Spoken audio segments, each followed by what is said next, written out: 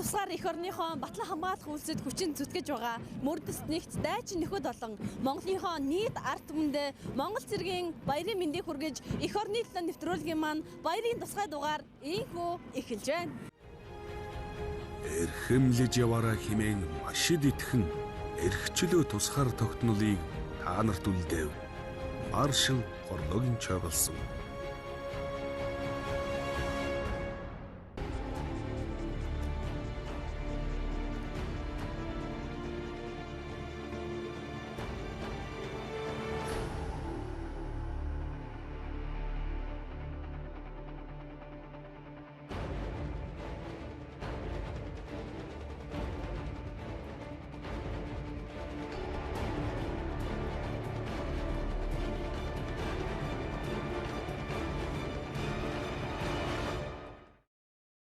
Монгол цэргийн өдрийг тохиолдуулан Монгол улсын төрийн цэргийн байгууллагууд нийслэлийн 5 цэгээс хөгжимтэй жагсаалаар нэгдэн Улаанбаатар хотынхоо төв цэгт цугларах юм.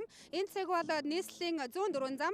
Энэ цэг дээрээс их жанжин Сүхбаатарын нэрэмжит, Байлдааны болон Байлдааны гавьяаны Улаан тугийн одонд Батлан хамгаалахын их сургуулийн цэргийн хөгжмийн сургуулийн бие бүрэлдэхүүн ийхүү бидний араас хөгжимтэй жагсаалаар орж ирж байна. Эдэнтэйгээ мөн хамттан Батлан хамгаалахын их сургуулийн дэргэдэх Тэмүүжин өрлөг бүрэн дунд сургуулийн сурагчдын бие бүрэлдэхүүн мөн дуутай жагсаалаар жавхаа нэмэн оролцож байна.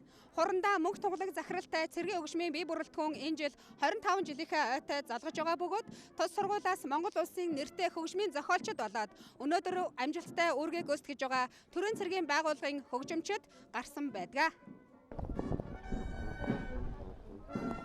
Цэргийн хөгжмийн сургууль нь Батлан хамгаалах яамны сайдын 1991 оны 6 дугаар сарын 17-ны өдрийн 346 дугаар тушаалаар цэргийн хөгжмийн байнгын курсыг цэргийн нэгдсэн дээд сургуулийн үлээвэр найрал хөгжмийн байр, танхим, хөгжмийн зэмсэг, материалын баазыг түшиглэн байгуулагдаж байв. Батлан хамгаалахын сургуулийн цэргийн хөгжмийн сургууль нь бакалаврын боловсралтай цэргийн хөгжмийн удирдаач, соёлын ажилтан офицер, дипломын боловсралтай үлээвэр хөгжимчин ахлагч бэлтгэх сургалт явуулж ирснээс хойш 25 дахь жилтэйгээ залгаж байна. Цэргийн хөгжмийн удирдаач, хушууч Даваа сүрэнгийн од гэрэл 64 хөгжимчтой удирдан нийслэлийн төв цэг рүү алхаж явна. Монгол улсын ерөнхийлөгч, зэвсэг түвшний ерөнхий командлагч Элбэг Доржийн Эвэлдор Тэмүүжин өрлөг бүрэн дунд сургууль байгуулагдсанаас хойш 6 дахь жилтэйгээ ийхүү залгаж байгаа юлээ. Монгол улсын ирээдүйн хөгжилд манлайлан оролцох оюуны өндөр чадвартай, бие бэлдрийн өв тэгш хүмүүжилтэй, хүмүүнлэг иргэнийг нийгэмд болон зэвсэг түвшинд бэлтгэх эрхэм зорилготойгоор үйл ажиллагаагаа эхэлсэн тус сургуульд өнөөдрийн байдлаар 7-оос 12 дугаар ангийн 300 гаруй сурагчид суралцдаг. Тэмүүжин өрлөг сургуулийн цэргийн албаны дарга Ахмад Пүрвийн Үнэнбат туг залагчаар ахлах төрөвч Даштаванаар баярын дуут жагсаалаа удирдлаа. Монгол цэргийн өдрийг тохиолдуулан Тэмүүжин өрлөг бүрэн дунд сургуулийн ахлах ангийн 91 сурагчид дуут жагсаалаар жагсан үеийнхэн хүүхэд залуусын өмнө жагсаалын сүр жавхааг үзүүлэн цэргийн хүний омогшил бахархал дүүрэн алхаж ард олныхоо нүдийг баясгаж сэтгэлийг нь сэргээсэн юм. Тэмээ үзэгчтэй баярын хөгжимтэй жагсаалын маань нэг хэсэг нийслэлийн хан уул дүүргээс ийхүү Чингисийн талбай руугаа алхан ирж байгаамаа. Тус цэг дээр ажиллаж байгаа хөтлөгч амар жаргалтай одоо та бүхнийгээ уулзуулъя. Ингээд үзэгчтэй онцгой байдлын ерөнхий газрын аврах тусгай ангийн үлээвэр хөгжимчид болон Улаанбаатар цэргийн хурааны анги байгууллагуудын бие бүрэлдэхүүн маань ийхүү Чингис хааныхаа талбай руу алхаж байна. Эх орон ард түмнийхээ амгалан тавин аюулгүй байдлыг хангах хариуцлагатай бөгөөд эрхэм хүндтэй үйл хэрэгт хоёр хүн сэтгэлээр хөдөлмөр зүтгэлээ зориулж байгаа онцгой байдлын ерөнхий газрын алба хаагчид маань ард түмнийхээ алтан болзошгүй аюул ослоос урьдчилан сэргийлэх хойшлуулшгүй сэргээн босгох үйл ажиллагааг удирдан зохион байгуулж эх орныхоо хөгжил цэцэглэлт бүтээн байгуулалтад үнэтэй хувь нэмрээ оруулдаг юм. Энэхүү жагсаалыг онцгой байдлын ерөнхий газрын харьяа аврах тусгай ангийн үлээвэр найрал хөгжмийн ерөнхий удирдаач ахлах дэслэгч Алтан Сөх удирдан явж байна. Тус анги нь 2005 онд шинжлэгдэн зохион байгуулагдаж өнөөгийн байдлаар 10 гаруй бие бүрэлдэхүүнтэйгээр үргээ гүйцэтгэж байгаа юм. Нэгэн зорилгондоор нэгдэн жагсаж буй зэвсэг түвшний тэг 13, тэг 32, 119, 120, 326 дугаар ангиудын хөгжимчин дайчид маань Монгол цэргийн баярын энэл өдрүүдэд эх орноо батлан хамгаалах эрхэм улсад хүчин зүтгэж, Монгол цэргийн түүхийн бахархан улсыг аривжуулан дархалж, нийслэлийн хаан уул дүүрэгт хөг ишиг нэмсээр инхүү эзэн Чингис хааныхаа талбай руу бахархал амуршил дүүрэн алхаж явна. Ингээд үзэгчтэй Сүхбаатар дүүрэгт ажиллаж байгаа сурвалжлагч хэсгийн сэтгүүлч Намжилмаатай холбогдъё. Ийхүү Сүхбаатар дүүргийн нутаг дэвсгэр буюу ард түмнийг хэлж сонжснаар хүнсний 4-р дэлгүүрээс ээж эцэг маань эхэлж байна. Энэ цэгээс хурандаа ганц их захирагчтай үлгэрчээ үлээвэр найрал хөгжимчдийн хөгжимч жигсаал Чингисийн талбай руу алхаж явна.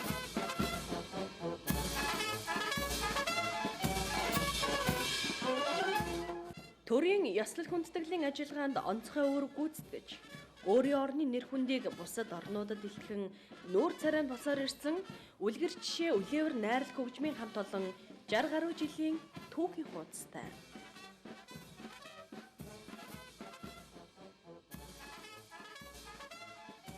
(1950-ад оны үед Монгол улсын гадаад харилцаа өргөжж, бусад орнуудтай хамтран ажиллах шаардлага бий болсны улмаас 1950 оны 5 дугаар сарын 9-ний өдөр үлээвэр найрал хөгжмийн бүрэлдэхүүний бүтцийг шинээр бий болгожээ. Өнөөгийн байдлаар тус хамт олон 1200 гаруй хөгжмийн зохиолын урын самтай. Дээр нь 140 гаруй орны төрийн дуудлыг мэргэжлийн өндөр түвшинд ихшиглүүлдэг. Алтан гадас болон Байлдааны гавьяаны одонд тус хамт олонны нэг бүрэлдэхүүн хэсэг Чингэлтэй дүүргийн нутаг дэвсгэр Баянбүрдийн тойргоос Чингисийн талбай руу чиглэн явж байгааг онцлие. Хөгжимч жигсаал 17-ны 12 цагаас зүүн дөрвөн зам, 120, баруун дөрвөн зам, Баянбүрдийн тойрог, хүнсний 4-р дэлгүүр хэмээх 5 цэгээс нэгэн зэрэг эхэлсэн. Төрийн цэргийн байгууллагуудын сүүлийн хэдэн жилийн түүхэнд бичигдээгүй энэ үйл явдал Монгол цэргийн өдрийг ард иргэдтэйгээ хамт тэмдэглэж буй томоохон арга хэмжээ юм. Нийслэлийн баруун дөрвөн зам. Энэ цэгээс хил хамгаалах ерөнхий газрын төлөөлөл болох Хилийн цэргийн тэг 151, тэг 164 дугаар ангиуд оролцож байна. Монголын түүхийг цэрэггүйгээр, цэргийн түүхийг хөгжимгүйгээр төсөөлөхийн аргагүйг энэ арга хэмжээ нотлон буй нь иргэдийн омогшлын хардснаас ил харагдана. Яруу алдарт дайчдынхаа сүр жавхлан жигсаалтанд хүч нэмж, сэтгэлд нь итгэл үнэмшил, зориг тэмүүллийг бадраадаг үлээвэр найрал хөгжимчдийн жигсаалт. Зэвсэгт хүчний жанжин штабын үлгэрчээ үлээвэр найрал хөгжмийн бие бүрэлдэхүүн, батлан хамгаалах зэвсэгт хүчний Улаанбаатар цэргийн хүрээний анги нэгтгэл, хил хамгаалах ерөнхий газар, онцгой байдлын ерөнхий газрын бие бүрэлдэхүүн оролцсныг дахин тодтогъё. Энэ арга хэмжээний дараа жанжин Сүхбаатарын хөшөөнд цэцэг өргөж хүндэтгэл үзүүлэхээс асуу. Соёлын төвөргөнд баярын хурлаа хийж хүндэтгэлийн тоглолтоо толилууллаа. Би цэрэгт байсан хүн, цэргийн тамирчин явсан хүн энэ жил 83 хүрч байна. Би Монгол цэргээ хараад хараад бүр сэтгэл их өрч байна. Улан өнгөж явхаата өмөл батрангуу өмөл цогж явхаата хямрлаг ямар гоё харагч байна. Үнэхээр Чингисийн Монгол ийм л байх ёстой. Ийм л батрангуу байх ёстой. Ийм л зоригтой, ийм хийдэг Азад гайхамшигтай сайхан гоё формтой харагч байна надад. Би бас хятадаар энтэй явж л байсан. Тэгтээ гоё л харагдтыг. Өнөөдөр ямар гоё байна. Сайхан байна. Энэ параданд манай хүүж ихсэж байгаа.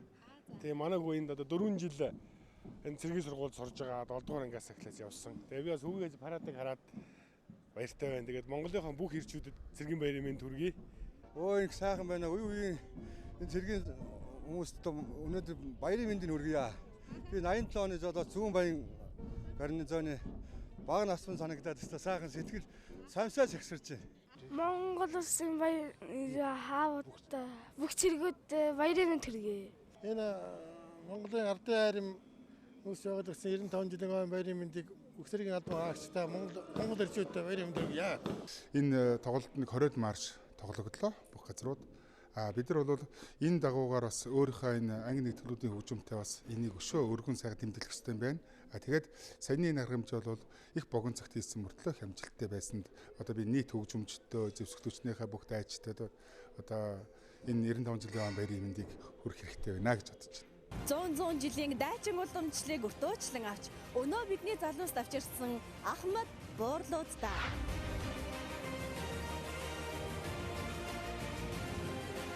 Яг энэ цаг мөчид дэлхийн халуун цэгт үүргээ гүйцэтгэж байгаа цэнхэр дуулахт нь цэрэг эрстэй.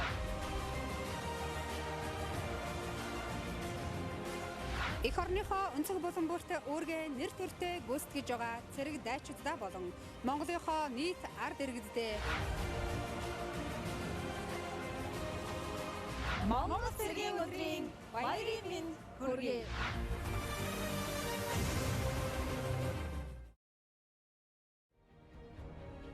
Үндэ эх орноос илүү үнцэнтэй юм гэж юу байх вүлээ? Хайрах чулуун хүртэл торгон элс шиг санагддаг эх орн минь та. Энхчингийн наран дор мөнхчин мандах болтугай. Халуу жанжин жамингийн лав сүрм. Монгол цэрэг дэлхийн цэрэг болоод 10 гаруй жилийг ардаа үджээ. Яг одоо ажиллагааны газар оронд албан үүргээ гүйцэтгэж байгаа цэргийн багуудын мэдчилгээг эрхэм танд уламжлая. Батлан хамгаалах салбарт алба хааж байгаа нийт генерал, офицер, ахлагч, гэрээт болон хугацаа талбарны төрөвч байлдагч, ажилтан албаагчдаа эх орноо батлан хамгаалах ариун үйлсэд амби үйл хайрлан хөлбөмбө зүтгэлээ зориулсан бэлтгэл болон чөлөөнд байгаа Ахмад ачтаа. Та бүхэндээ Исламын бүгд найрамдах Афганистан улсад явагдаж буй НАТОгийн хүчний тэргүүлсэн шийдвэртэй дэмжлэг ажиллагаанд холбооны бүгд найрамдах Герман улсын зэвсэг түвшинтэй хамтран үүрэг гүйцэтгэж байгаа Монгол улсын зэвсэг түвшний 3 дугаар ээлжийн цэргийн багийн бий бүрэлдэхүүнээс мэдчилж байна. Та бүхэндээ зэвсэг түвшний 95 жилийн Монгол цэргийн өдрийн баярын мэндийг хүргэж зэвсэг түвшнээ хөгжүүлэх их үйлсэдтэй амжилт бүтээл ариун байхын үлзий төрөлийг өргөн дэвшүүлье. Монгол цэргийн сүл тиймэр үеийн үед мандан бодлох болтугай.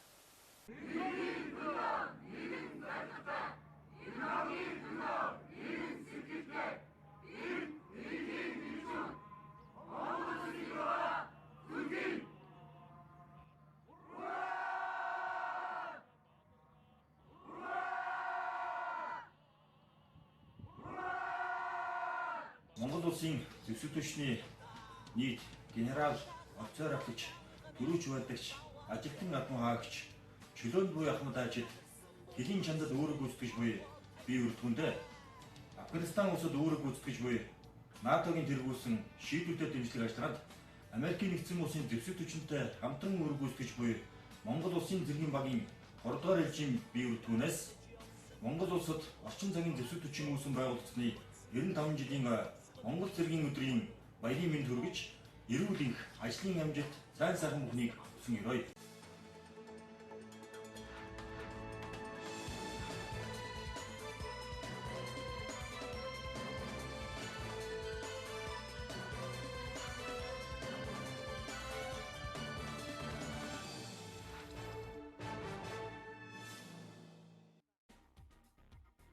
Энэ өдөр Монгол улсын ерөнхийлөгч, зэвсэг түвшний ерөнхий командлагч Элбэг Доржийн зарилгаар Монгол улсад 3 генерал цолтон төрөн гарлаа.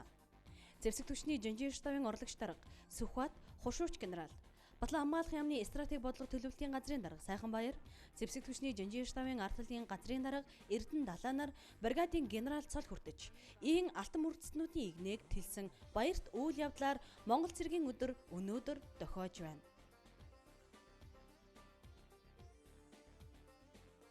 Батлан хамгаалах яамны төрийн нарийн бичгийн дарга хурандаа Бат сайхан тэргүүтээ төлөөлөгчөд энэ сарын 14-өөс 15-ны өдрүүдэд бүгд найрамдах Хятад ард улсад ажлын ажил хийлээ. Айлчлалаар Бээжингээс Монгол улсад хавсран суугаа 20 гаруй орны Батлан хамгаалахын атташе нарт Монгол улсын батлан хамгаалах бодлогын шинжилэл үйл ажиллагаа сэдвээр мэдээлэл хийсэн байна.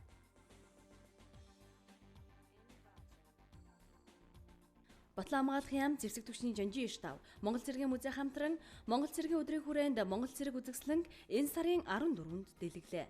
Үзэсгэлэнд Монгол улсын хосгүй үнэт дурсгалын жигсаалтад бүртгэгдсэн 13-аас 14-р зууны үед холбогдох чонын сэлбэр бүхий хотгор ил, онцгой хийц загварын сэлмүүд дэлгэгдснээс гадна судлаач, цуглуулагч Срэтрийн Монгол ардын хувьсгал цэрэг, Монгол ардын армийн холбогдлолтой марк, зурагт хуудас, ил захидлын дугтуунуудыг анх удаа олонний хүртэл болголоо. Үзэгслэн энэ сарын 28-ны хүртэл үргэлжилнэ.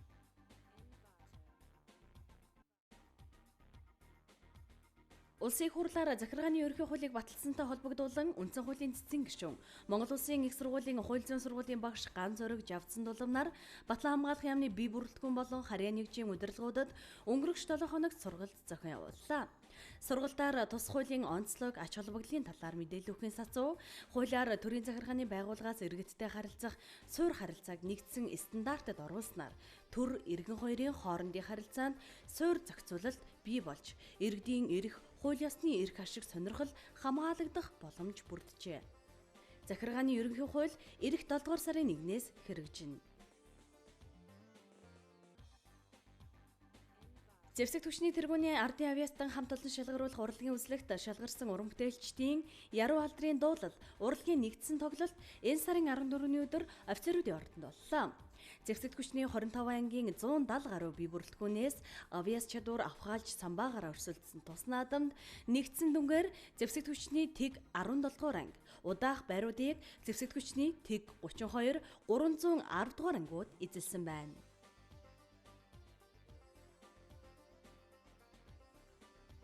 Өнгөрөх өдрүүдэд барилгын цэргийн 80 жилийн ой хүрээнд хувьсгал тэмцлийн ахмад зүтгэлтэн хошууч генерал Чимдийн Данзан агсны мэндэлсний 100 жил дурсамж уулзалт Монгол цэргийн музейд боллоо. Тус арга хэмжээний үеэр генералын нэрэмжит булан нээж Ахмад дайчид төрөл төргөсөд урлаг уран сайхны тоглолтуудыг толилууллаа. Өнгөрөх 7 хоногт Монгол цэргийн өдрөг тэмдэглэн өнгөрүүлэх ажлын хүрээнд Батлан хамгаалах хууль тогтоомж, цэргийн штабуудын үйл ажиллагаа, нийслэлийн цэргийн штабаас зохион явуулдаг Монгол цэргийн жавхаа уралдааныг сурталчлах, ард иргэдэд ажиллаа танилцуулах зорилгоор Ахмад залуучуудын 3 үеийн уулзалтыг соёлын төвөргөөнөө зохион явууллаа. Энгийн нэгэн бор цэргээс цэргийн дарга генерал болтлоо ажиллаж хөдөлмөрлсөн Борбаатар генералын бор цэргээс бороо генерал нэртэй номын нээлт өнгөрөх 7 хоногт боллоо. Монгол Улсын Батлан хамгаалах зэвсэг түвшин 45 жил зүтгэхдээ бүх шатны ажил хөдөлмөрийг гүйцэтгэж явсан эгэлгүй нэгэн дарга халамжит ханийхан гэгэн дурсгал зориулан номын сувраг инхүү босгожээ. Номыг хурандаа Ширчингийн Цүхбаатар эмэгтгсэн байна.